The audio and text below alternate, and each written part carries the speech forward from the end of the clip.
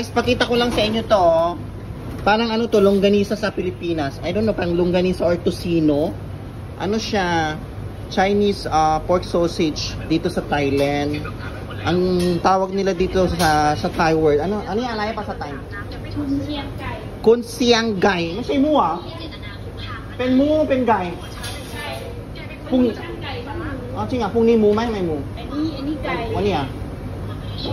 Kun siang gai. Ano siya? Chinese pork sauce, Chinese chicken sausage, guys. Sobrang haba. Medyo matigas siya. Ani deep fried siya, mek ha? May siya. Itong deep fried siya, mek. Lulutuin ba? Ipiprito pa pala ito, guys. Yan. Medyo matamis ang lasa nito, guys. Try nyo ito pag nandito kayo sa Thailand. Kun siang. Ano? Mamshi? Suway na. Kun siang. Ano? Kunin kayo. Kun siang gai. Kun siang gai. Yan o. Ini-slice ni Mamshi o. Lete, yung sa slice. Lek-lek. Lek-lek kaday sa mall. Kaday, big-big kaday. Yan. Hinahalo nila lagi ito sa fried rice. Yan.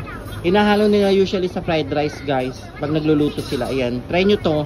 Nabibili ito sa grocery. Super cheap. Super cheap. Mga ganyan. Yan. Kun siang gai.